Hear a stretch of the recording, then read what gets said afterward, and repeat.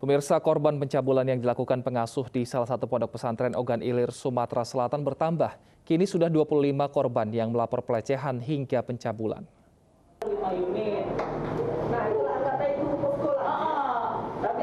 Keluarga korban terus berdatangan ke posko pengaduan korban pedofilia di Subdit Renakta, Polda Sumatera Selatan. Dari sebelumnya 12 korban kini menjadi 25 korban, 11 diantaranya mengalami pencabulan sodomi.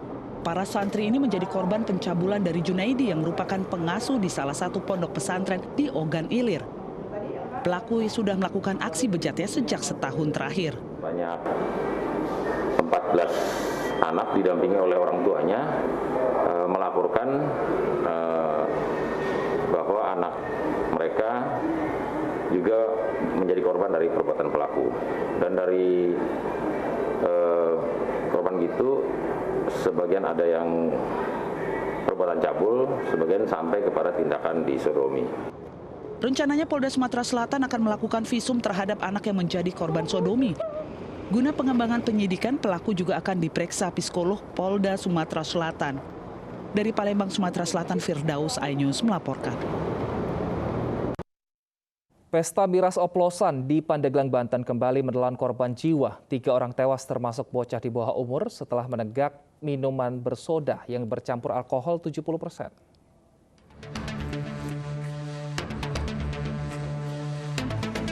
Total 3 orang dari puluhan pemuda yang mengikuti pesta miras di Kecamatan Menes, Pandeglang, Banten tewas setelah menenggak miras oplosan. Mirisnya, satu korban adalah anak perempuan di bawah umur. Petugas kepolisian pun segera menangkap 2 orang pemuda peracik miras oplosan tersebut. Keduanya membeli 5 liter alkohol kadar 70% di toko online. Kemudian mencampurkannya dengan minuman berenergi dan minuman bersoda lainnya. Itu sementara kita tetapkan tersangka 2 orang. Kemungkinan akan bertambah nanti tergantung dari hasil pendalamannya. Untuk jumlah dari keterangan saksi, mereka minum dari malam Sabtu dan malam Minggu kurang lebih 20 orang. Ada tiga yang meninggal dunia, salah satunya di bawah umur. Untuk mempertanggungjawabkan perbuatannya, kedua pelaku terjerat 2 pasal dengan ancaman hukuman 10 tahun penjara. Dari Pandeglang, Banten, Iskandar Nasution, iNews melaporkan. Seorang balita yang meninggal dunia terpaksa dievakuasi menggunakan perahu karet karena banjir yang masih mengepung Jalan Trans Kalimantan Poros, Kalimantan Tengah.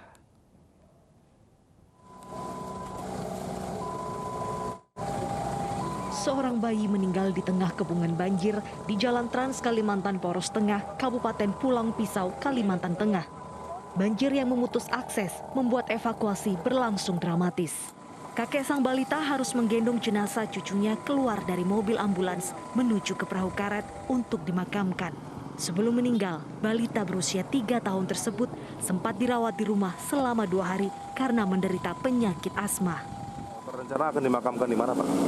Di tempat kami di Kampung Benerawak, Rumuh, T5. Sudah berapa hari dirawat, Pak? 2 hari ini aja. 2 hari. Sakit apa, Pak, informasinya, Pak? Kalau tidak salah itu asma. Pada hari ini ada 2 orang sakit balita yang dievakuasi. Yang pertama tadi yaitu telah dibawa ke rumah sakit, tapi sebelumnya sampai rumah sakit meninggal dunia lalu dikembalikan lagi. Kemudian yang kedua yaitu juga balita kira-kira umurnya 2 atau 3 tahun, sekarang sedang perjalanan dibawa ke rumah sakit. Banjir yang menerjang Jalan Trans Kalimantan Poros Tengah sudah berlangsung selama 2 pekan. Banjir diakibatkan meluapnya Sungai Kahayan. Banjir juga merusak struktur jalan sehingga terdapat banyak lubang yang membahayakan pengendara. Dari Pulang Pisau, Kalimantan Tengah, Ade Sata, iNews melaporkan. Presiden Joko Widodo bertemu dengan para atlet Paralimpiade di Istana Kepresidenan Bogor, Jawa Barat. Presiden juga memberikan bonus miliaran rupiah kepada atlet peraih medali. Presiden Jokowi menyampaikan apresiasi setinggi-tingginya kepada seluruh atlet yang telah berjuang di ajang Paralimpiade Tokyo 2020. Kerja keras mereka telah mampu mengharumkan nama bangsa Indonesia. Presiden berharap prestasi ini dapat menjadi inspirasi dan motivasi bagi para atlet dan juga masyarakat Indonesia. Selain itu, agar para atlet terus mempersiapkan diri untuk ajang selanjutnya. Presiden juga memberikan bonus miliar rupiah kepada atlet peraih medali emas, perak, dan juga perunggu. Sudah mempersembahkan baik medali perak maupun medali perunggu. Atas prestasi yang saudara raih, pemerintah memberikan penghargaan apresiasi berupa bonus.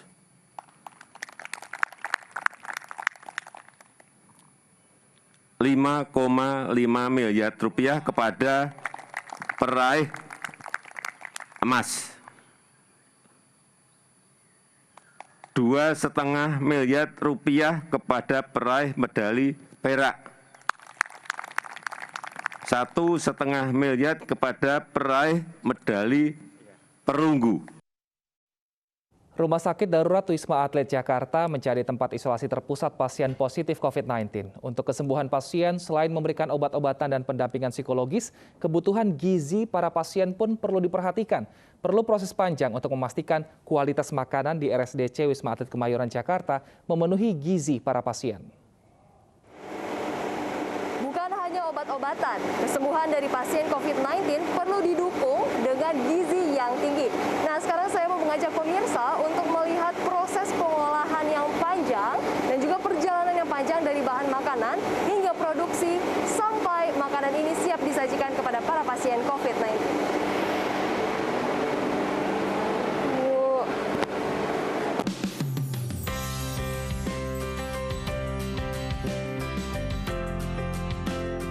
Makanan dengan gizi yang mencukupi dapat mendukung kesembuhan pasien COVID-19 di RSDC Wisma Atlet Kemayoran Jakarta. Bukan hanya menu makanan yang diperhatikan, bahan makanan hingga proses pengolahan juga menjadi fokus untuk menjaga kualitas gizi. Sebelum diolah, bahan makanan disimpan di gudang kering dan gudang basah. Gudang kering dengan luas sebesar 1.500 meter persegi dapat menampung 35.000 porsi setiap harinya. Di sini disimpan tepung, gula beras, minyak, susu, mie, serta tempat penyortiran beras. Selain gudang kering, bahan-bahan makanan seperti sayuran dan daging disimpan di gudang basah. Daging ikan, sapi, dan ayam diletakkan di dalam ruangan dengan suhu minus 17 derajat. Setelah daging dan sayuran dipotong dan diolah, akan dikirim ke RSDC. Sesampainya di RSDC, sebagian makanan akan disimpan di hotbox dengan suhu 63 derajat hingga 70 derajat untuk menghindari pertumbuhan bakteri. Sebagian makanan yang akan di-packing akan melalui pemeriksaan makanan, yakni cek mutu, cek keamanan pangan dari formalin, nitrit, sianida, dan arsen. Pengecekan suhu sebagai indikasi awal mutu makanan. Kondisi pasien yang berbeda-beda tentunya juga menentukan makanan yang harus dikonsumsi. Ini yang menjadi peran ahli gizi untuk menentukan makanan yang disantap oleh pasien COVID-19.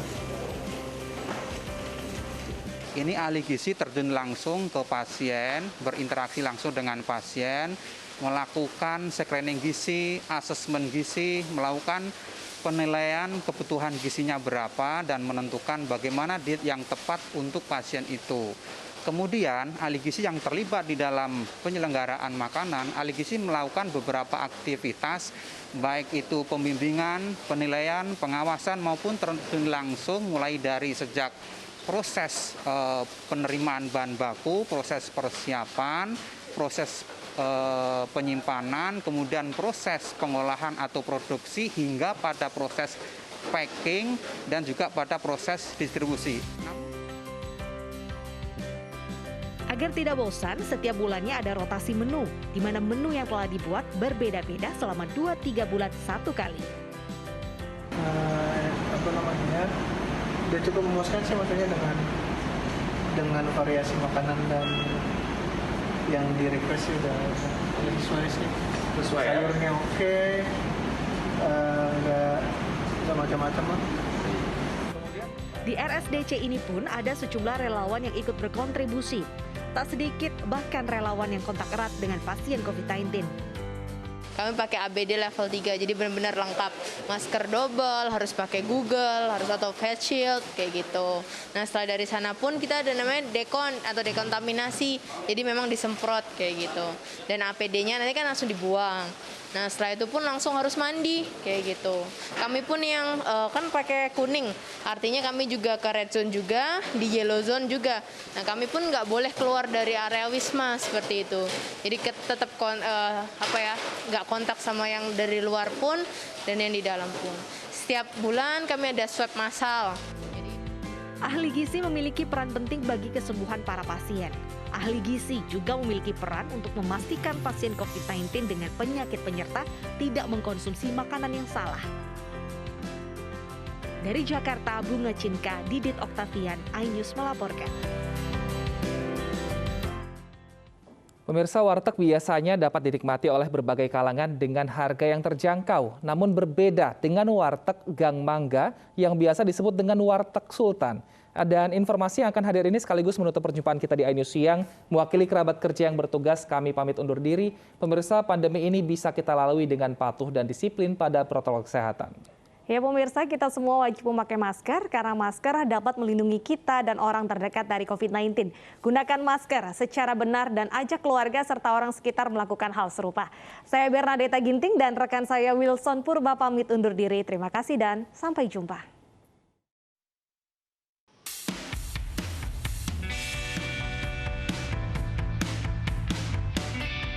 Nasi rames 70.000 sesuai lauknya ya. Harga per lauknya 15.000. Gorengan Rp3.000 per buah. Wow, harga yang lebih mahal daripada warteg pada umumnya. Tapi warteg ini telah berdiri sejak tahun 1978, artinya sudah 43 tahun.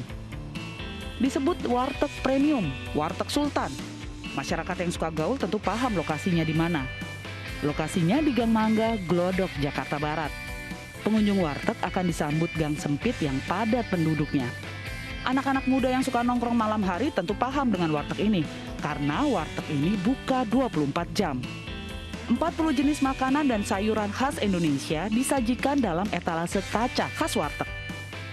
Rasa pedas, manis, asam dan gurih, rasa yang pas pada lidah kita, sehingga pengunjung pun puas dan kenyang. Ya pasti saya suka dari segi harga, bisa dibilang sangat terjangkau ya. Terus dari sisi menu juga